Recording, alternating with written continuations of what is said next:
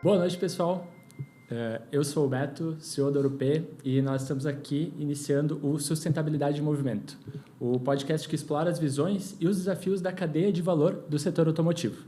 Quando a gente fala de setor automotivo, claro que vem à nossa mente as principais montadoras, BYD, Ford, GM, Marco Polo, Randon Corp, mas é importante entender que, apesar dessas empresas estarem no topo dessa pirâmide, ao lado delas também a gente tem as grandes fabricantes de implementos agrícolas, como a AGCO, John Deere, entre outras.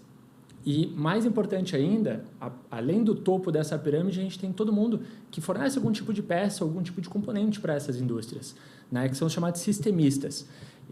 Pensem que um veículo ele possui mais de 1.500 componentes: borracha, vidro, componentes elétricos, eletrônicos, óleos, peças metálicas, motor, né, o airbag, o estofado do banco, uma série de itens, né? E é um pouco sobre isso, né, sobre essa cadeia que a gente quer mostrar um pouco melhor como ela funciona e como ela está se transformando. Então, muito feliz mesmo de estar estreando esse nosso podcast. E para a nossa primeira edição, eu tenho uma convidada muito especial aqui. Tamires Bolson é engenheira ambiental com pós-graduação em Engenharia de Segurança do Trabalho, perita ambiental, auditora líder de sistemas de gestão integrados e especialista em pegada de carbono de produto, além de fundadora da BDS Ambiental, uma consultoria e consultora ambiental na Randon Corp. Não é pouca coisa, né, Tamires? Não é pouca coisa. Muito bem-vinda, é uma honra te receber aqui. Muito obrigada, boa noite a todos, obrigada a todos que estão aqui acompanhando conosco. Eu fico muito lisonjeada, Beto, pelo convite. Eu tenho certeza que esse podcast aqui vai ser um sucesso. E agora fica a minha responsabilidade de estar melhor ainda, né? Porque ele é o primeiro de todos que vão se iniciar aí. Muito obrigada pelo convite. Imagina. Eu que agradeço por tu ter recebido e aceitado esse convite. Bom, então vamos começar, né, com as nossas perguntas.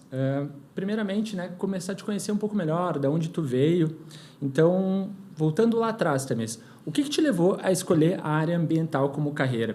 Tu sempre teve interesse pelo setor desde que tu era criancinha? Foi alguma coisa que acabou vindo com uma necessidade de trabalho, no final da escola? Já estava começando a pensar nisso? Fala um pouquinho melhor para a gente sobre o início da tua carreira. Certo.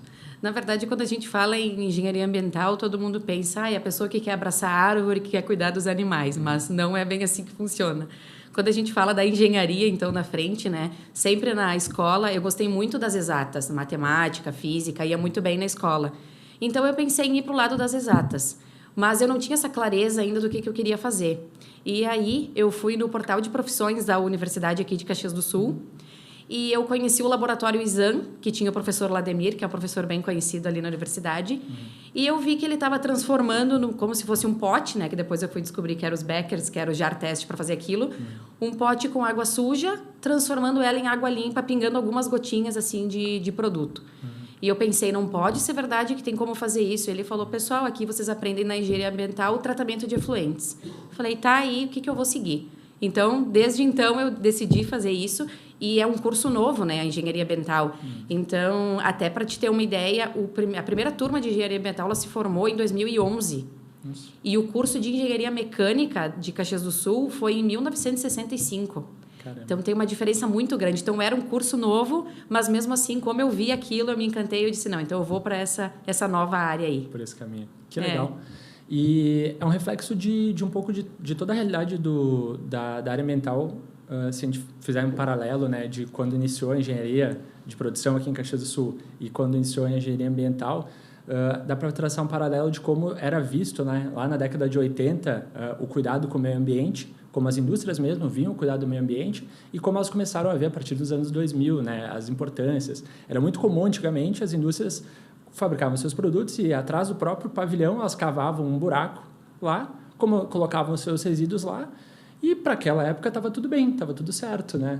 E com o passar do tempo, essa começou a ter uma mudança nessa cultura e isso se reflete também na diferença de anos entre as duas universidades, entre os dois cursos, né? Bem interessante. É isso aí. Muito legal. E falando um pouquinho mais sobre a tua jornada, me conta um pouquinho como é que foi desde esse momento, então, que tu passou por essa experiência lá, decidiu que tu ia realmente querer participar, né, e fazer engenharia ambiental, iniciar nesse curso que era tão novo. Como é que foi desde o momento que tu entrou até chegar mais próximo dos dias de hoje? Me conta um pouquinho sobre a tua trajetória. Certo. Então, no início, eu comecei a trabalhar com uma parte administrativa, né? Não tinha iniciado a faculdade, então eu trabalhava na empresa com Link, equipamentos eletrônicos, no administrativo lá deles com notas e contabilidade e tudo mais. Aí depois, então, eu fui no portal de profissões, gostei da engenharia, daí eu pensei, eu vou precisar fazer logo um estágio nisso.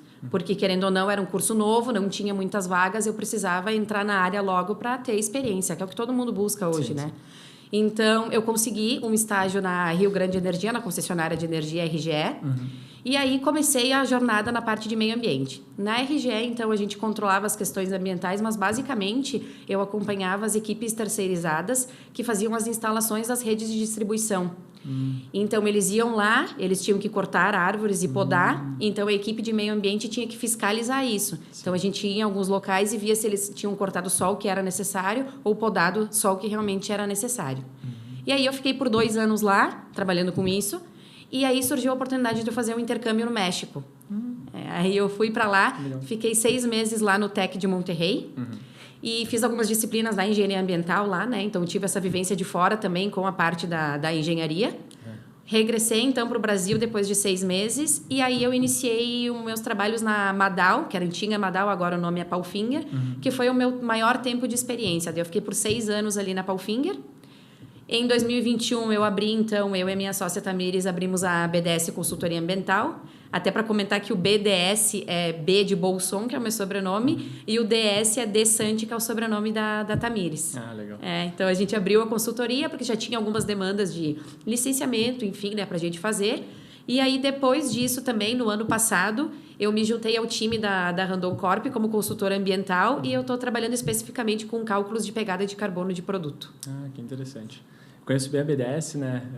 Provavelmente o pessoal não sabe aí, mas a BDS também foi a consultoria que nos ajudou lá no início da Europeia, né? Quando a gente tinha a nossa operação física e a gente estava descobrindo mais sobre esse mundo de resíduo, né?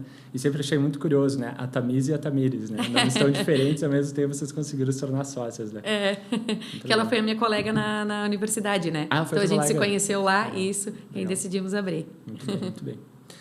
E avançando um pouquinho mais, né, na tua história, assim, entendendo um pouquinho mais de como é que foi a realidade, quais foram os principais desafios que tu enfrentou ao longo desse caminho, né? Então, como tu comentou, um mercado novo, uma disciplina relativamente nova, novos desafios, foi fazer esse intercâmbio lá no México, provavelmente, não sei o que tu conheceu, vivenciou lá também, e depois tu voltou, né, e trabalhar com sustentabilidade dentro da indústria automotiva. É uma pergunta que eu quero também começar a trazer para dentro disso que a gente viveu, né? Sempre foi um objetivo ou acabou acontecendo de uma maneira natural, assim, tu comentou da Madal, né, que é uma empresa que acaba fazendo parte dessa cadeia de valor também?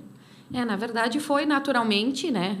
Na verdade, tinha poucas vagas para se trabalhar com isso, então a gente meio que abraçava o que aparecia aí. Mas eu consegui passar por empresas muito boas, graças a Deus, uma ótima experiência assim, em vários campos. Até na Palfinger eu trabalhei com tratamento de efluentes, então aquilo lá que eu vi naquele portal de profissões, eu consegui trabalhar na prática, né? Isso foi bem legal. Mas o que eu vejo de maior desafio, assim, como é uma área nova, a engenharia ambiental, como foi tudo muito novo, as leis também começaram a ser cobradas. As leis, ok, são antigas, mas a fiscalização daquilo demorou para iniciar, né? Não era desde lá da década de 80. Demorou muito para se iniciar isso. Então, quando as empresas abriam uma vaga, ou seja para consultoria, ou seja para contratação de CLT, enfim, elas abrem isso por quê? Porque tem que fazer um licenciamento, tem que gastar com alguma coisa, receber uma notificação, uma auto de infração. Então, a tua porta de entrada é, digamos assim, uma coisa ruim. Sim. Acabou sempre sendo meio reativo, digamos assim. Aconteceu um problema, precisa trazer alguém para resolver. Isso, exatamente. Porque se a gente tem uma empresa que fabrica, sei lá, motor, tu contrata alguém para produção, tu quer que aquela pessoa esteja ali porque é do teu processo, é do teu produto. Sim. Aí, quando chega alguém de meio ambiente, tu pensa o quê? É mais um gasto para fazer coisas que eu não quero, para procurar um imposto, uma taxa que eu tenho que pagar que eu não gostaria. Então, acho que a maior reação assim, que eu vejo da empresa, a maior dificuldade é a gente conseguir passar do ponto de organizar a casa. Então, primeiro, o licenciamento, tudo isso que eu comentei, organizar a casa, para depois conseguir mostrar para o empreendedor o que a gente pode tirar com isso de sustentabilidade. Porque a gente não pode esquecer que as empresas elas estão aí para gerar lucro. Então, Sim. Quando a gente fala de sustentável, tem que ser algo que seja economicamente viável. A gente não pode esquecer. Sim. Então, a gente traz ali despesas, mas então a gente consegue ter um olhar para o sustentável. O que a empresa consegue ganhar olhando para resíduo, olhando para a gestão? Sim. Então, esse é o maior desafio, quebrar essa barreira da obrigação e mostrar o que a sustentabilidade traz de fato. Sabe que a gente sentiu isso muito também no início da Europeia, né? Nós já temos 4 anos desde o início da nossa operação e quando a gente começou a entrar no mercado, a gente estava muito naquele boom do ESG, né? Começando a se falar muito, pós-pandemia, né? A mentalidade das pessoas, das empresas, depois de ter passado por um período tão intenso, tão estressante, estava todo mundo um pouco, a gente precisa agir. E quando a gente entrou no mercado, a gente estava muito nessa visão de vamos levar a sustentabilidade, vamos entregar o valor de sustentabilidade. E o que a gente notou no mercado vai muito de encontro ao que tu falou agora, que era muitas indústrias achando muito legal aquilo, mas muitas vezes não tendo o interesse de avançar porque a gente não conseguia também demonstrar valor financeiro. E isso foi uma grande mudança, uma virada de chave muito grande na Europeia, que aconteceu há 2 anos atrás, mais ou menos, foi quando a gente entendeu que, bom, beleza, para a gente falar a linguagem da indústria, né, a gente precisa muito atrelar isso a melhorar a eficiência dos negócios, né, conseguir gerar valor monetário e, atrelado a isso, a gente também conseguir levar a sustentabilidade para dentro do negócio. Quando a gente consegue juntar esses 2 fatores, aí a gente consegue avançar com as coisas. Exatamente. Né? Porque quando a gente tem... senão é como tu comentou, é sempre visto como um custo, como uma coisa que tu não quer fazer, mas tu vai fazer. Claro, tem algumas indústrias, algumas empresas que já estão com mais avançadas, com uma consciência mais madura a respeito disso, mas grande parte das indústrias ainda estão muito atreladas a que as 2 coisas ela têm que andar muito juntas, né? E eu acho que faz muito sentido. Exatamente. Então, a gente viveu isso na prática, né? Prática. Tanto tu quanto eu. Legal, muito bem. E na tua carreira também, quais foram os momentos mais marcantes da tua trajetória até agora? Algum projeto, alguma conquista que tenha te dado orgulho? Certo. Então, de conquista, eu tenho... Bom, eu falei desde o início que eu queria trabalhar com os efluentes, me encantei, então a minha conquista também é com essa parte de tratamento de efluentes. Eu fiz um projeto na Palfinger, onde eu trabalhei, e eu consegui uma redução, eu até trouxe anotado aqui para não mentir os valores, né? Uhum. Então, eu fiz umas mudanças no tratamento físico-químico e depois no biológico. O que eu trouxe?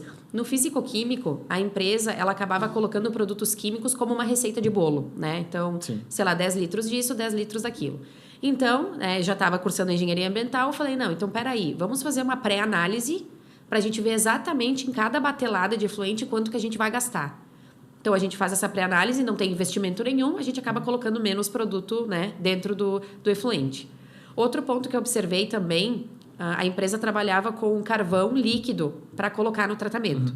E aí, o que acontece? Carvão ativado, isso, líquido, na forma líquida. E aí, o que acontece? Tu tá pegando o carvão, colocando água limpa para deixar ele líquido e tu tá colocando num efluente, que é uma água suja. Sim. Então, tu está pegando uma água limpa para colocar uma água suja. Então, eu falei, não, por que a gente não coloca o carvão na forma de pó e faz essa solubilização direto no efluente? Porque ele já está ali, já é a água, né? Então, a gente solubiliza ali. Então, só com essas ideias, né, digamos, parece simples, mas no fim a gente vai estudando, né? Sim. Mas, então, o investimento não foi nenhum e eu tive uma redução anual de R$ 150.662. Em que ano é isso? Foi em 2000 Deixa eu pensar, 21, 22... 2019, se eu não me engano. Corrige para os dias de hoje. Pois é. É um bom dinheiro, né? É um bom dinheiro. Então, aí tu vê. Então, uma coisa que não precisou de custo nenhum e a gente consegue uma redução muito boa olhando para aquilo, né? Efetivamente. Isso é sustentabilidade, né? A gente está gastando menos produto, que no final das contas é menos matéria-prima, que tu vai ter que tirar menos materiais do meio ambiente. Ao mesmo tempo, tu está conseguindo fazer o mesmo processo, gerar o mesmo impacto positivo de limpar aquela água antes de destinar ela. E, ao mesmo tempo, está gerando receita para a empresa, diminuindo o custo dela. Olha como isso fecha a conta, né? Sim. E ainda nesse mesmo projeto, aí então a segunda parte, eu passei para a estação biológica. Então, eu fiz alguns testes de tratabilidade para ver se no biológico eu poderia tratar aquilo que já foi tratado no físico-químico. Consegui tratar, então eu acabei reduzindo de novo os produtos que estavam sendo utilizados na estação de tratamento. E aí, nesse projeto, foi só uma interligação entre a estação físico-química com a biológica. Aí também foi um investimento aqui que eu trouxe anotado. Foi R$ 1.536, que foi praticamente a tubulação, porque ia por gravidade, sem bomba, sem nada. E uma redução anual de R$ 58.586. Então, assim, também é uma coisa com investimento pequeno, mas tu consegue mostrar uma redução significativa para a empresa. Perfeito. Então, primeiro, cumpre a legislação, organiza aquilo que precisa, faz a lição de casa. Fez isso, começa a avançar. Começa a encontrar novas formas de trazer mais valor financeiro, monetário, ao mesmo tempo mais valor sustentável para a empresa, né? Muito legal, muito bacana. Isso aí. Parabéns. Obrigada. Legal. E com relação às preocupações ambientais, vamos falar um pouquinho disso, né? Como é que tu vê a evolução delas dentro das empresas ao longo do tempo? A gente falou um pouquinho antes disso, né? De como é que eram as empresas lá na década de 80, quando ainda nem Caxias do Sul estava distante ainda de ter um curso de engenharia ambiental. Como é que tu vê, desde o momento que tu entrou, né, que é o recorte que a gente pode puxar, como é que tu vê a evolução dessas preocupações ambientais dentro da indústria, principalmente, que é o nosso público aqui, né? Certo. Até estudando, né, não só desde que eu iniciei o trabalho, mas pegando-se no histórico, a gente consegue ver que nós passamos de uma cultura de reação para prevenção, tá? E em paralelo de custos para oportunidades. Legal. Então, reação para prevenção. O que era pensado no início? Eu vou fazer um processo, meu processo gerou tal coisa, eu tenho que me livrar daquilo, eu tenho que tratar aquilo, né? Então, a gente iniciou naqueles tratamentos que a gente chama de end of pipe, que seria fim de tubo. Tá. Então, eu fiz o meu processo, cheguei lá no final, tenho que tratar aquilo que eu gerei. Só pensando no destino final ali do meu resíduo, do que aconteceu.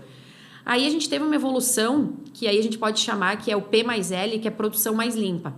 Aí a gente começou a olhar, né? Então, eu consigo olhar meu resíduo, mas eu consigo olhar o meu processo? Será que no meu processo eu não consigo fazer alguma coisa melhor? Então, a gente começou a olhar para os processos e não só para o meu resíduo no final. Agora, eu vejo que a gente está numa fase assim, de crescimento, que agora nós estamos olhando, fazendo uma análise do ciclo de vida como um todo. O que seria o ciclo de vida, né? Quando a gente fala disso, a gente começa a olhar para o nosso produto desde a extração da matéria-prima do nosso produto até o descarte final do produto com o nosso cliente. Então, onde é que ele vai parar? Pós-consumo.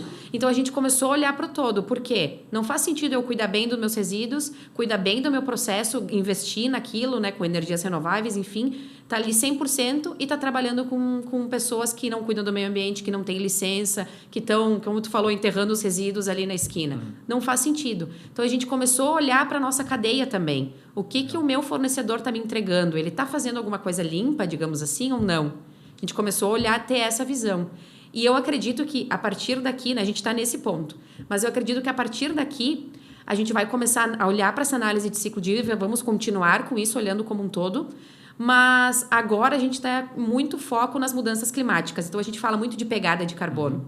Porque, né, a gente está vendo aí o que está acontecendo, é o que está traindo a todos. E acho que a forma mais clara de se medir e conseguir resolver, né, é uma conta. Né? Tu causou tanto impacto, tu reduz de uma maneira mais objetiva. Né? Acho que é por isso que o carbono é tão objetivo. Isso, que daí, na verdade, a gente transforma em carbono para verificar, porque, assim, quando a gente vê a análise de ciclo de vida que nós estamos hoje, a gente olha isso relacionado a mudanças climáticas. Então, o que hoje o empreendedor está se perguntando?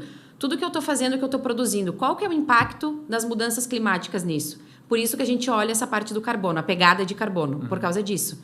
Então, eu vejo que no futuro a gente vai continuar olhando para o ciclo de vida, mas a gente vai analisar o impacto não só para mudanças climáticas. A gente vai começar a olhar o produto e falar assim, ok, o produto que eu produzo, ele causa alguma coisa na biodiversidade? Ele causa alguma coisa nos recursos hídricos? Então, eu acredito que o próximo passo, a partir daqui, é a gente começar a olhar para outras frentes, né? Não só a pegada de carbono, mas nós estamos nesse ponto hoje, eu enxergo. Legal. Tá certo dizer que é um dos movimentos que acabou acontecendo dentro da indústria, que é uma coisa que a gente reparou, da área de meio ambiente, ela está se colando com a qualidade? Faz algum sentido em função disso, de estar olhando o ciclo de vida do produto? Porque tem uma máxima também que a gente ouve muito, que na minha opinião faz muito sentido, que é todo resíduo ele é um erro de design, né? Que ele foi mal projetado lá atrás e ele acabou gerando um resíduo. Né? Só trazendo um caso muito emblemático disso, que as pessoas acham que vão conseguir entender isso quando eu falar, todo mundo se lembra, né? É a garrafinha da Coca-Cola.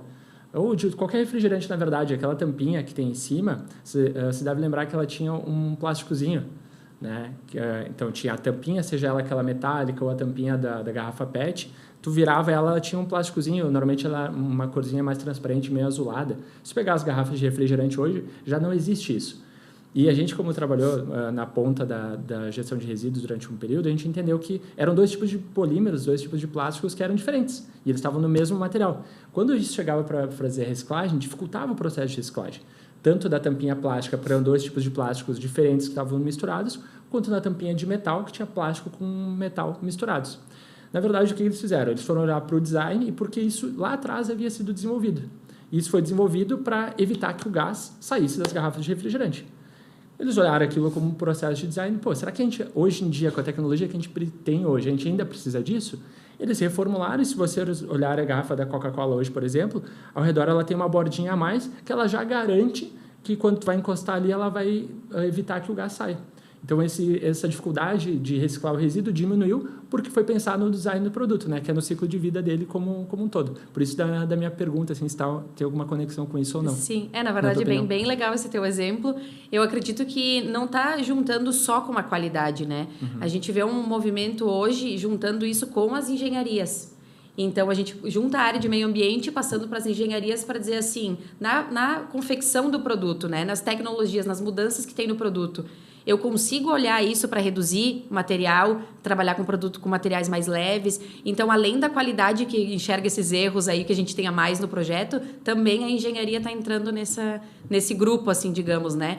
Porque quando a gente fala da área de sustentabilidade, ela é multidimensional, né? Então, Sim. A gente não é só o meio ambiente. Sim. A gente tem que estar com outras frentes, trabalhando com outros profissionais Sim. e acaba englobando, sim, a qualidade e a engenharia. Legal. E a gente fala com muitas indústrias, isso é muito curioso. Eu tenho conversado com várias pessoas e perguntado, né? Porque a gente vê as áreas de meio ambiente ligadas de maneiras muito diversas. E falando de indústrias de grande porte, né? Médio porte também. Mas cada uma tem um local onde o meio ambiente está alocado.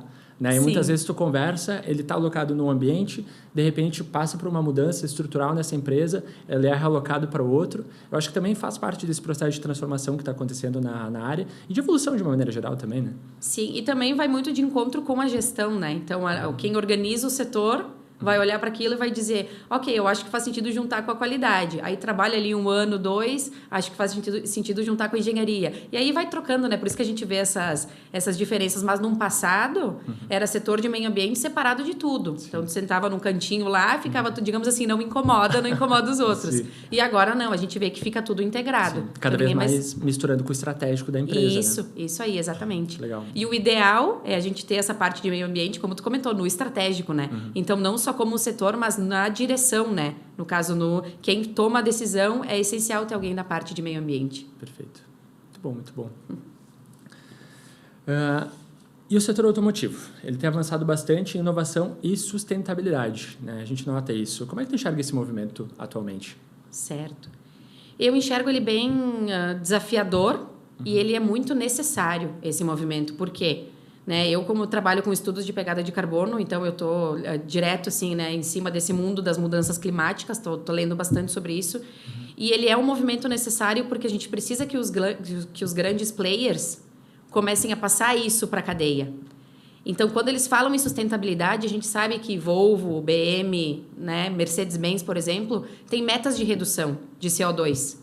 E aí eles podem trabalhar com isso interno? Claro que sim, mas eles também vão cobrar isso dos fornecedores. Então, aquele fornecedor que fornece uma peça para eles vai ter que estar trabalhando com isso também. Então, acaba movimentando a cadeia, sabe? Então, eu acho que é extremamente necessário, porque não adianta a gente ficar só com os grandes do mercado e não ter um movimento geral. Todo mundo precisa fazer a sua parte, né, voltado para a sustentabilidade. Perfeito. Muita gente consegue ver isso sem cobranças, digamos assim, né? Mas a gente sabe que nada melhor do que um cliente falar: oi, eu gostaria que você fizesse isso, você tem alguma coisa? Tu já vai dizer, não, Sim. é prioridade para mim, então eu vou começar a trabalhar com isso. Ainda mais com um grande cliente, como essas marcas que a gente está falando, né? Todo mundo quer fornecer para elas de alguma maneira, então quando um cliente desse diz, vamos fazer essa mudança, a tua vontade, digamos assim, ela cresce bastante. E esse foi, inclusive, um dos motivos da Europe estar se focando cada vez mais na cadeia de valor do setor automotivo, por acreditar nisso, né? Principalmente, primeiramente, nesse poder, né, de persuasão, vamos chamar assim, que as grandes montadoras têm sobre a sua cadeia de valor. É uma das cadeias mais estruturadas, né, depois da aeronáutica, outra vez, né? E são montadoras, né? Então, até que ponto ela tem uma pegada neutra, por exemplo, se a cadeia de valor dela, uma vez que ela monta, ela não fabrica, ela monta, né? Até que ponto ela é realmente no momento que ela consegue zerar suas próprias emissões, ela já é carbono neutro se a cadeia de valor dela não é. Né? E isso se reflete, fazendo um paralelo há uns anos atrás, a qualidade. Né? A ISO 9001, entre outras, as montadoras foram as primeiras a abraçar esse movimento de trazer a qualidade para dentro, trouxeram para elas, e a partir do momento que elas conseguiram trazer as ISOs 9001, a IATF 16949 para dentro de si, o próximo passo foi cascatear essa obrigação para toda a sua cadeia de valor. Né? Até mesmo porque, imagina, a gente já não vê mais tanto esses recalls, né? Mas uma vez, quanto que custa por uma marca fazer um recall por causa de um problema claro, no airbag, num freio, super relevante, né? Mas às vezes numa pecinha, alguma coisa, essa montadora tem que se expor em rede nacional, pagando para isso, para falar que o seu veículo teve um problema e ainda tem que pagar para fazer toda a substituição. Então, qualidade foi extremamente fundamental. Implementaram para si, cascatearam essa obrigação. Se tu quer fornecer para uma montadora, tu precisa obrigatoriamente ter uma ISO 9001, pelo menos. E a gente acredita muito que esse poder e essa compreensão vai se estender para as outras obrigações, como é o caso do carbono, por exemplo, ou o caso de não enviar mais resíduos para aterros sanitários. Né? Tem diversas indústrias que já estão com essas metas, né, de não enviar mais resíduo para aterro sanitário. A GM de Gravataí já é zero aterro há alguns anos. Tem algumas plantas do Grupo Stellantis aqui no Brasil que já são zero aterro. A Randon Corp, ela tem uma meta... Sim, tem uma meta, né? Deste ano. Este ano se tornar zero aterro. Sim. E eu tenho certeza que ela vai se tornar zero aterro, né? Tá já nos seus relatórios de sustentabilidade. Né? E os próximos passos, a gente acredita muito que vão ser esses. A partir do momento que elas se tornam zero aterro, elas começarem a cascatear essa obrigação para a sua cadeia de valor, para que elas consigam entender isso e fazer com que todo mundo seja zero aterro no final do dia, né? Com certeza. E além desses grandes players, a gente tem o mercado internacional, né? Então, assim, Europa traz muito isso. Então, além de todos os grandes daqui que a gente comenta, o mercado externo ele pede isso, né? A Europa está pedindo muito isso, essas mudanças, né? E até comentando, além disso, né, até saindo um pouco dessa parte do carbono, mas é um movimento assim, da sustentabilidade, ele é desafiador para essa parte do setor automotivo, porque também a gente escuta falar agora muito da eletrificação. Então, essa mudança agora, o que precisa, qual o know-how, quanta tecnologia tem para te transformar os carros em elétricos. Envolve bateria, envolve mudança de profissional, de estrutura. Então, assim, é uma mudança, é um cenário bem desafiador.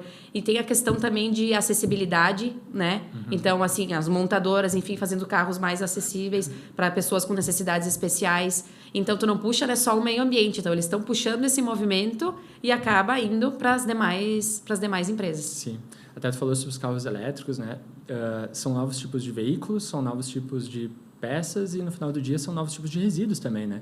Pensar no fim de ciclo de vida, tu comentou um pouco sobre as obrigações vindo da Europa, etc. A gente tem um projeto junto ao Grupo Stellantis, né, que nós estamos participando com eles, e a gente está fazendo um estudo junto ao Sinai também, onde desde 2013 ou 2006, agora me fugiu o dado, na Europa já é obrigado. Todo veículo que uma grande montadora coloca no mercado, ele é obrigado a dar destino a um veículo em fim de vida. Então, se tu vender um carro, tu precisa destinar um carro. E essa obrigação está vindo também para o Brasil, né, através da... Fugiu o nome agora do Programa Mover, Mobilidade Mais Verde. Isso também está vindo para o Brasil, essa obrigação, muito baseada nessas leis europeias. Né? Então, no Brasil ainda não tem esse movimento de tu vender um carro, tu conseguir destinar. Então, tem muitos poucos dados, ainda tem muita coisa a ser construída, mas a gente já vê as montadoras começando a ter uma preocupação e começar também a buscar isso até como um modelo de negócio. Né? Como é que a gente pode fazer para nós sermos muitas vezes... Então, se a gente precisa fazer isso, como é que a gente pode transformar isso num modelo de negócio também, né? Então, a gente vem vendo isso e só tocando o último ponto, nos veículos elétricos, pensa só, a gente teve aquele incêndio na Califórnia uns meses atrás, você lembra que pegou fogo uma série de regiões lá? Quantos carros elétricos pegaram fogo?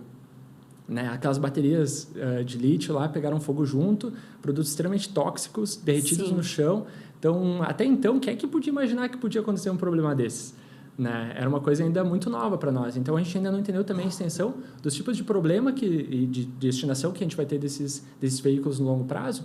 Então, se as montadoras já estão entendendo que elas precisam fazer essa destinação, já começa a entrar também dentro da estratégia delas, né? E já movimenta também a parte da indústria de resíduos, né? Porque daí já tem gente trabalhando com essas baterias. Como que eu reciclo bateria? Eu consigo fazer a extração, separar o material, então já tem empresas trabalhando com isso. Então, tu movimenta toda a parte da fabricação do que entra no teu produto, mas também tu movimenta toda a parte da indústria de resíduos também. Isso. Então, mais uma vez, sustentabilidade, tem um problema, existe um problema, ele precisa ser resolvido, mas também como é que a gente faz para gerar receita e valor a partir disso, né? A partir de um problema. Isso aí. Muito legal. E os principais desafios na tua visão da cadeia de valor da indústria automotiva ainda enfrenta quando se fala de gestão de resíduos? Tem algo que te vem à mente, assim? Certo. O que eu vejo pela minha experiência, né? Que a gente tem duas frentes quando a gente fala nisso. A gente tem as grandes empresas e as pequenas empresas. Quando a gente fala nas grandes empresas, como a gente tem todo esse movimento de sustentabilidade, de crescimento, a gente tem uma equipe, por exemplo, que olhou para o resíduo com muito cuidado lá no início, escolheu o fornecedor, né, mapeou a licença, tá um processo bem redondinho.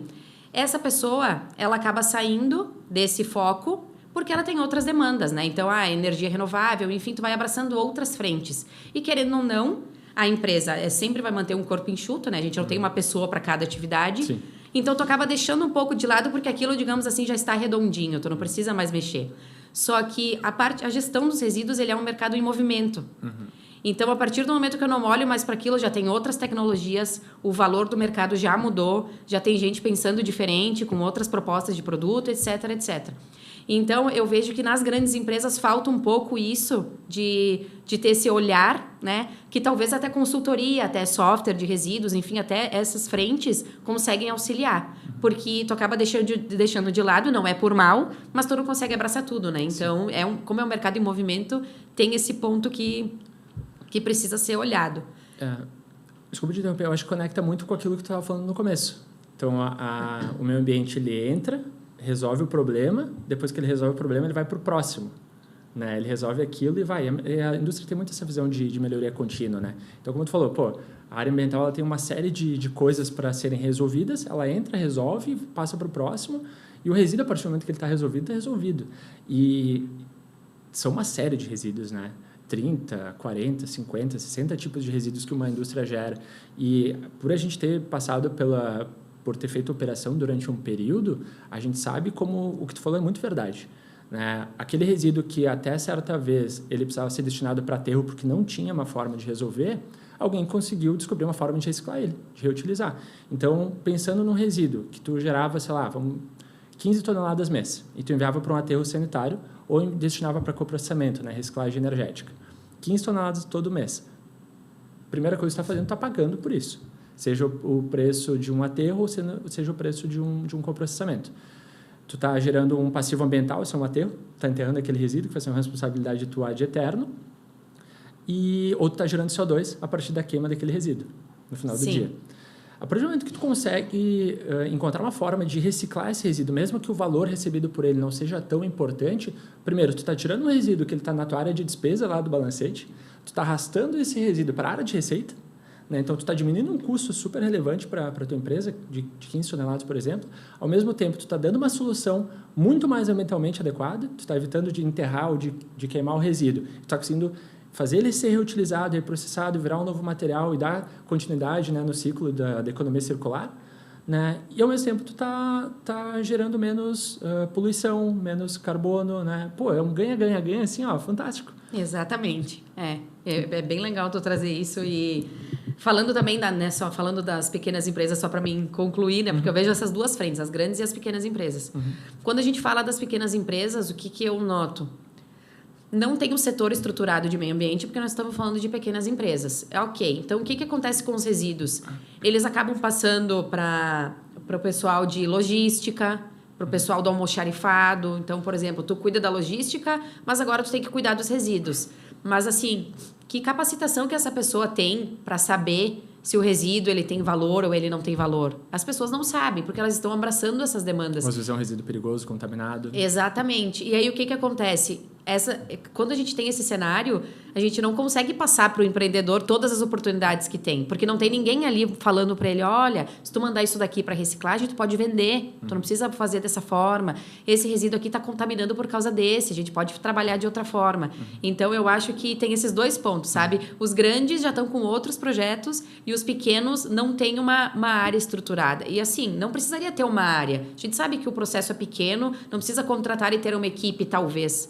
Mas eu vejo muitas empresas ali que eu já passei como consultoria, às vezes o pessoal fala, até mesmo do setor ali de produção, assim, nossa, eu acho muito legal isso. Me explica um pouco, eu queria entender, sabe? Param e conversam. Então, assim, talvez o empreendedor conseguir olhar para essas pessoas e falar assim, olha, tu não quer me ajudar aqui a dar uma olhada nos resíduos, sabe? Organizar. Sabe, pegar alguém que já tenha essa vontade esse interesse em trabalhar com isso. Até mesmo porque a gente vive, né, uma mudança cultural muito grande, né? Quando tu iniciou lá atrás, né, a fazer a tua engenharia, a gente pega e traz um paralelo para hoje, as pessoas estão entrando, os mesmos jovens, né, geração Z, etc., estão com uma outra visão. Então, tem muitas pessoas super interessadas por fazer até coisas do dia a dia, né, uma compostagem, alguma coisa. Isso dá uma possibilidade das pessoas, então pega aqui e organiza, né, busca informação, se tu der, eles vão ser cativados, né. Mas, ao mesmo tempo, pela nossa experiência também de vivência, o que separa, né, essas duas, a pequena, a média pequena ali, a média grande e a grande, é o volume. Né? O volume de resíduo,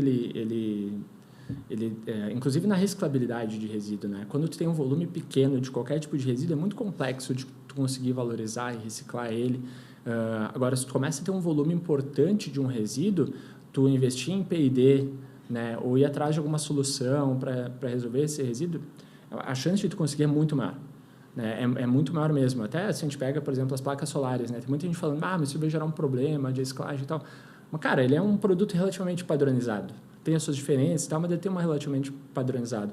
E vai se gerar muito nos próximos anos. Muito. Então, é evidente que esse resíduo, sim, vai conseguir ser reciclado. Da mesma maneira que se a gente olhar, por exemplo, há anos atrás, o pneu que vem mesmo da indústria automotiva, eu que tenho 36 anos hoje, né? Eu lembro que quando eu era criança, tu ia pra praia, assim, olhava na freeway, ia lá na estrada, um monte de pneu jogado para tudo que era lá. Tinha pneu pra caramba. Sim. E por causa dos projetos de logística reversa, hoje não existe mais. Não existe, não vê pneu jogado nas ruas. Também dengue e tudo mais, né? Mas tu não vê mais isso acontecendo porque se encontrou formas de valorizar.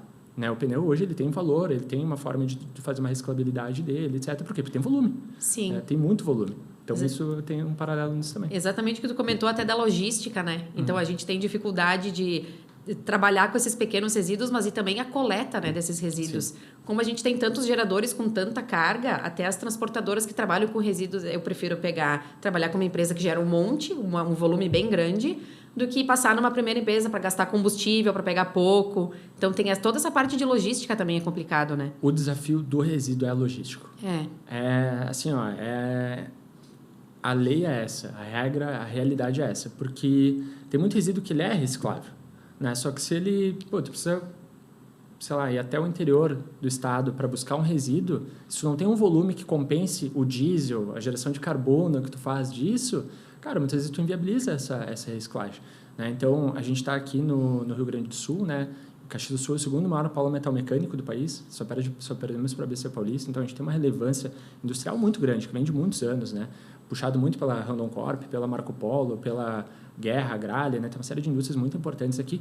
Então, a partir até dessa cadeia de valor, né? Como se tem essas grandes indústrias, ao redor se cria todo um ecossistema, né? Para fornecimento de tudo, ecossistema, né? Tem todo, ele é completo. E a digestão de resíduos, ela também faz sentido faz essa complementação.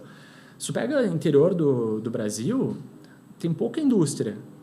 Tu acha que tem gente que recicla a grande maioria dos materiais? Claro, aquele material mais óbvio, tu recicla. O que não é muito óbvio, não tem um valor muito grande, um cobre, um alumínio, alguma coisa, algum polímero de engenharia, um nylon, um poliacetal, um policarbonato, alguma coisa assim, cara, o resto vai para algum lugar. Por quê? Porque é logístico. Porque não vale a pena, fazendo um cálculo que fica muito evidente isso, por exemplo, tu pegar lá no interior de Manaus e trazer isso para São Paulo, por exemplo. Vai encher um caminhão de resíduo e trazer até São Paulo? Não compensa. Então, o problema principal do resíduo hoje é logístico. E ainda eu vejo nas indústrias, ainda tem indústrias, por exemplo, que compram tambores, compram bombonas para colocar o resíduo e descartar. Então, parece uma coisa tão óbvia, né? Tu não vai comprar uma coisa nova para te jogar fora depois. Mas ainda é a realidade de muitos lugares. Então, tem muito que se trabalhar até nessa parte interna. Eu fiz um projeto também na Palfinger, que foi trabalhar com caçambas para a gente colocar os resíduos de metal, enfim, né? Que a logística interna, a movimentação com empilhadeira era muito complicado. Então, foi feito um desenho de uma caçamba para poder fazer essa movimentação e também foi feito uns ajustes assim na parte de corte para gerar menos material, né? Então, menos sucata para colocar. E, além de facilitar com a logística interna, já traz a redução de custo, justamente por tu ter essas embalagens e esse material que tu vai descartar depois. Perfeito. Muito bom. E fala um pouquinho de futuro. Como é que tu imagina o futuro da sustentabilidade nessa cadeia de valor da indústria automotiva nos próximos anos? O que tu imagina, assim? 10 Certo. anos? Eu vejo muito, então, né? Eu também trabalho, bato na tecla de novo, mas essa parte da descarbonização. Né? Então, mas eu acredito que não é uma coisa que, digamos assim, não é moda, não vai sair daqui, tá? Ele só vai ficando cada vez mais um ciclo fechado, digamos assim, né? Então, eu vejo que no futuro, essas empresas que têm net zero, enfim, que já têm as suas metas, talvez lá no fundo tenham que compensar esse carbono, então pagar, né? Talvez fazer uma compensação ali. Tá vindo o mercado de carbono, né? Então, agora vai iniciar no Brasil. Então, eu vejo que vai ter muito esse crescimento nessa parte de descarbonização. E o Brasil tem um mercado aí que vai ser aberto que no meu ver, ele seria muito bom. Porque a gente tem aqui florestas, muitas florestas. Então, o mercado de carbono, ele regulado agora, vamos ver como é que vai ser, né, gente? É tudo especulações. Mas eu vejo que vai ser um crescimento muito grande aqui. Então, vai movimentar bastante essa parte, sabe? Dessa parte de descarbonização. Também essa questão de eletrificação de veículos. Então, tá aí. Agora a gente vai trabalhar com isso. Acredito que com os veículos autônomos também, né? Então, o veículo vai ali sem ter motorista. Precisa fazer uma movimentação, enfim, ele já vai estar operando sozinho. E eu enxergo também muito a responsabilidade na cadeia de suprimentos. Tá. Então, esse que vai ser o maior crescimento, sabe? No meu ver. Explica um pouquinho melhor. É assim, ó. Quando a gente trabalha com essa parte de análise de ciclo de vida e tal, a gente precisa mapear isso muito bem. Então, por exemplo, tem empresas que estão trabalhando com blockchain também, né? Para fazer toda essa rastreabilidade de materiais. Então, eu vejo que isso aí vai estar cada vez mais atrelado no futuro. Então, não é só eu realmente falar alguma coisa, não, eu faço, eu reciclo, não, mas e como que tu me comprova? Porque eu preciso comprovar. Sim. Uma coisa também que a gente ouve muito falar do ESG. O ESG é passageiro e tal. Não é. Não é, já está aí há muito tempo e ele vai permanecer aí. E o que a gente enxerga? Os investidores. Os investidores estão cobrando. Onde é que eu vou botar o meu dinheiro? Tu tem alguma meta? Tu tem... O que tu faz? O que tu tem de ESG? Me mostra tuas práticas. Tu tem alguma ambição? Tu tem algum... né? Então, eu vejo que cada vez mais a gente vai ter mais relatórios, mais explicações, mais maneiras de rastrear isso e vai ter que estar tudo muito bem comprovado. Comprovado, né? E eu digo não só pela parte de meio ambiente, né? A gente teve aquela situação de trabalho análogo à escravidão, esse tipo de situação.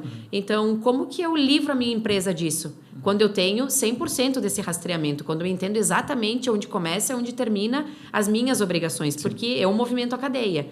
Então, tudo isso vai estar muito bem mapeado. Então, eu acho que esses relatórios com essas comprovações vai estar cada vez mais forte e cada vez mais demandas com mais coisas para te apresentar, assim. Sim.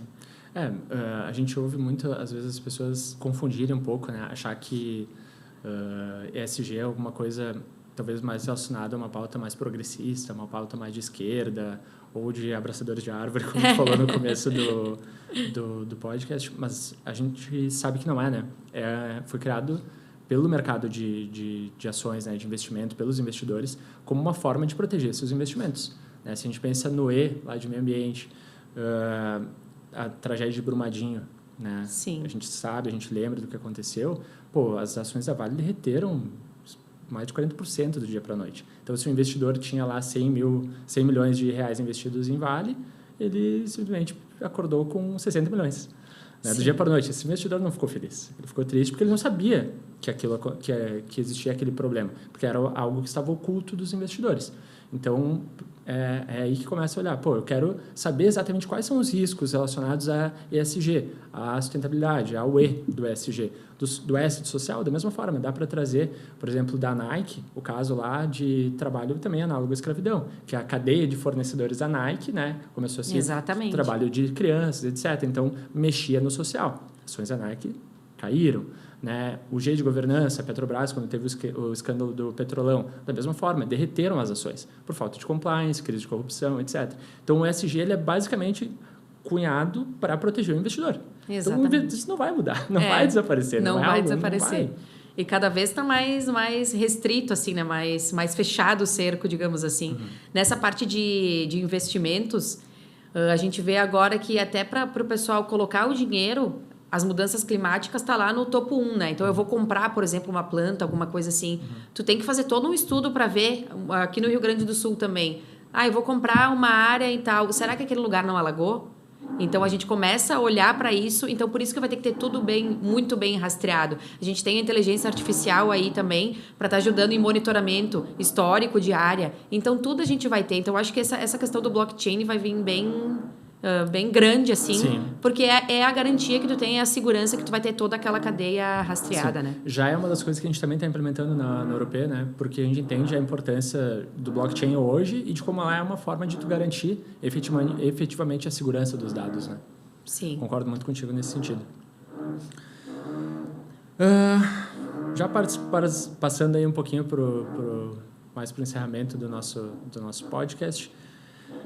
Pensando na Tamiz, lá de alguns anos atrás, que estava começando, que viu aquele laboratório, aquela água suja, as gotinhas pingando, aquilo acontecendo, né? Pensando em um conselho, tanto para as empresas, né, que tu tem vivido isso nos últimos anos, mas também profissionais que de repente estão assistindo nosso podcast aí, estão pensando, pô, será que é algo que eu quero? Ou profissionais que estão mais no início de carreira, já estão dentro de indústrias, mas estão querendo evoluir, pensar um pouco mais. Como atuar, né? Me fala um pouquinho sobre o conselho que tu daria para essas pessoas de como atuar com inovação sustentável no setor. Fala um pouquinho disso. Certo. Então, eu vou falar um pouquinho de empresas e um pouquinho para as pessoas, né? Para quem trabalha na área. Eu acho que para as empresas, o primeiro conselho que eu dou assim é organizar a casa, né? Então, licenciamento, taxa, a gente não tem como fugir disso, né? Já tem taxa, a gente já tem que pagar imposto sempre. No meio ambiente tem taxas, dependendo da atividade. Então, assim, não dá para fugir disso. Não dá para falar que tu é sustentável sem tu cumprir minimamente as obrigações, digamos assim, né? Então, o primeiro conselho é arrumar a casa, deixa tudo organizado. O segundo, até eu tive um questionamento de um empreendedor. E agora eles falam de ESG, eu vou ter que gastar um monte agora por causa do ESG. Mas quando a gente fala, talvez a gente use até termos mais técnicos, mas é assim, o que tu faz dentro da tua casa? Tu cuida dos resíduos, tu tem alguma política, tu olha para o social, tu tem algum projeto social, né? Essa questão de governança, tem alguma coisa que tu olha indicador de consumo de água, de energia. Então, assim, não é um bicho de 7 cabeças, é só a gente parar e tentar começar a trabalhar com isso. Quando a gente começa a trabalhar com isso, incorpora isso na empresa, a gente começa a trabalhar com sustentabilidade de uma forma natural. Então, é isso que eu indico. Organiza a casa e depois dá uma olhadinha se tu já não tem essas práticas ESG dentro da empresa, se já não tem isso implementado, se não começa a olhar assim com um cuidado maior, talvez a cada planejamento estratégico. Vamos sentar no planejamento estratégico da empresa. O que a gente pode trazer de meio ambiente, né? Pedir para os funcionários, vocês veem alguma coisa relacionada a isso? E o social, a gente pode fazer alguma coisa no entorno aqui da nossa empresa? Então, assim, né? Não precisa ser grandes projetos com milhões de investimento, mas começar pequeno. Porque quando a gente vê as grandes empresas também mandando relatórios, pedindo essas informações, enfim, são perguntas simples. Vocês têm isso? Sim ou não? Às vezes a pessoa fica até com medo. Eu não vou fornecer para X empresa, que ela é muito grande e vai me encher de perguntas, eu não tenho nada. Não, mas responde com o que tem. A empresa vai te dizer, olha, desse jeito tá bom, talvez a gente pode fazer um plano para te dar um direcionamento. Isso, né? Talvez a gente pode fazer um plano para te crescer, daqui no próximo ano me entregar isso, daqui a 5 anos entregar tal coisa. Então, assim, tentar ter esse olhar, assim, né, para a parte de sustentabilidade. E para as pessoas que querem trabalhar com o meio ambiente, eu sou suspeita para falar porque eu gosto muito, né? E eu falo bastante também, mas eu gosto muito da área de meio ambiente. Não me arrependi de ter ido no laboratório e visto aquela mudança lá. Já trabalhei, então, tanto no operacional, estação de tratamento, com gestão de resíduos. Agora eu estou um pouco mais, né, com consultoria, com pegada de carbono. Então, assim, a gente tem grandes frentes para trabalhar, diversas, que no passado não tinha. No passado era só resíduos, né? A gente só falava de resíduos. Então, agora a gente tem muito o que trabalhar. Então, tem demanda na área, sim, para quem está iniciando agora. E a única coisa que eu passo de conselho, que é para essas pessoas não esquecerem quando você é funcionário ou vai abrir a sua empresa, enfim, a sua consultoria, é lembrar do economicamente viável. Porque é isso que muitas vezes a gente vê que os profissionais esquecem. Chega lá com um plano mirabolante, não, vamos tirar tudo aqui e colocar na empresa tudo painel solar. A empresa nem tem esse valor para gastar e tu tá vindo com uma coisa assim que, sabe, extrapola os limites. Então, assim, tudo bem a gente imaginar que a gente quer o 100% correto, mas tem que ser economicamente viável. Então, assim, trabalhar com os problemas que tem em casa. Chega na empresa, dá uma olhada para os resíduos, dá uma olhada para as licenças, né? Dá uma olhada do que está acontecendo, conversa com os outros colegas de produção, enfim. Tu não viu alguma coisa que a gente pode mudar? Porque, às vezes, as pessoas têm muitas ideias que é voltado para manutenção, é voltado para produção, mas aí tu pega alguém de meio ambiente e fala, mas isso aí fecha exatamente com o meio ambiente. Tu tem essa melhora na produção, mas tu também melhora o meu processo. Sabe? É uma coisa que conversa com a outra. Então, olhar assim para dentro de casa e procurar sempre o economicamente viável. Legal. Não dá para esquecer que são pessoas de engenharia, né? No final do dia são engenheiros, sabem fazer cálculos, né? Claro, tem muitas pessoas que entram com muito propósito, né? Muita coisa de querer mudar o mundo e é muito louvável isso, precisa ter. Mas lembrar ao mesmo tempo da planilha de Excel, né? De botar isso, fazer as contas e puxar essa parte engenheira também de apresentar cálculos com ROI, né? Com retorno do investimento. Porque quando tu apresenta ROI, a chance do projeto avançar é muito maior, né? Porque o empreendedor, no fim das contas, ele quer lucro, né? Então, a empresa está aí para isso. Sim. Não pode ser uma utopia que não, a gente só vai fazer coisas boas e ninguém vai receber nada e nós não vamos crescer. Não, a empresa está ali para crescer, né? Então, tem que procurar esse economicamente viável, que eu vejo que, às vezes, tem alguns projetos que é mirabolante, a gente diz, não, calma, tem outras coisas para trabalhar ainda. Sim. Talvez quando a empresa chegar num nível grande, dê para fazer investimentos, assim, trabalhar dessa forma, né?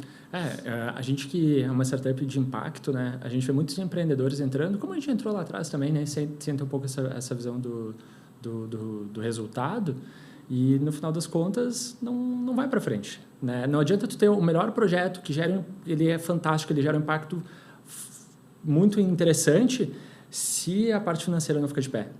Tu não vai conseguir porque ele vai quebrar. E todo aquele impacto que tu desenhou e tu imaginou, ele não vai conseguir ser executado porque não vai ter o dinheiro necessário para fazer essa roda girar, né? Isso serve para uma startup, serve para um projeto interno dentro de uma empresa, né?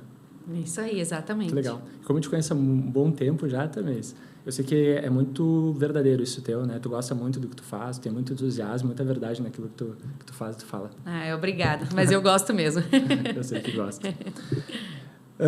Agora é uma nossa pergunta final aí, é algo que aqui dentro do Sustentabilidade de Movimento é aquela pergunta um pouco mais filosófica que a gente quer trazer para todo convidado que vier aqui. Então, se um dia tu vier aqui para o Sustentabilidade de Movimento, já te prepara que essa pergunta vai vir para você também.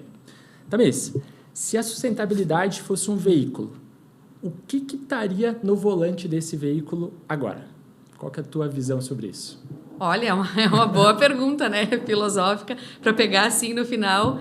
Deixa eu ver. O que eu vejo assim que coordena tudo isso, né? Primeiro, a gente não adianta fugir, é o governo, o que vem de legislação. Eu acredito que ele, quanto é mais restritivo, acaba forçando as empresas a serem mais inovadoras, né? Então, a gente tem metas disso, a gente traz mercado de carbono, etc. Então, acaba movimentando isso. Então, eu vejo muito o governo, mas eu vejo muito os investidores, porque a população em geral ela mudou. Sim. Então, eu vejo que investidores, porque é daí que vem o dinheiro para os grandes negócios. Sim. Então, eles são esse piloto do veículo. Então, quando a gente fala em sustentabilidade, eles que vão direcionar e dizer assim, ok, eu quero te emprestar dinheiro, mas eu quero que tu siga dessa forma e tem que ter o sustentável naquilo. Sim. Então, eu vejo que o futuro é isso.